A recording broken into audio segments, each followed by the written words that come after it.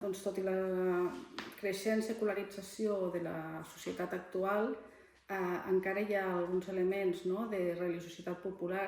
que es mantenen en el substrat cultural català.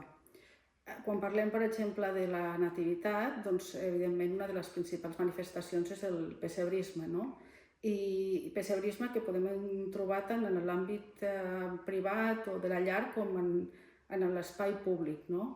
I també des de la manifestació més material, des del que és pròpiament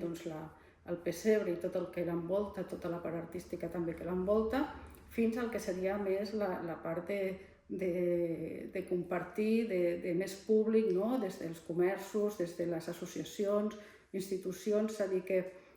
diguem que el pessebrisme continua estant molt vigent socialment per aquest substrat que dèiem,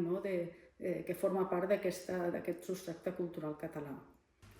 Si resseguim el que és la definició que fa la UNESCO de patrimoni cultural immaterial, en el cas del pessebrisme podem parlar de representació, estem representant un fet religiós que s'ha incorporat en aquest patrimoni, diguéssim, popular, en aquesta religiositat popular. Per altra banda, està associat amb unes expressions que poden ser de tipus el que és pròpiament el pessebre, però també tota la part més artística de com se realitzen les figures, com es fan les representacions, i després també hi ha la part de coneixement, perquè és molt important totes les tècniques associades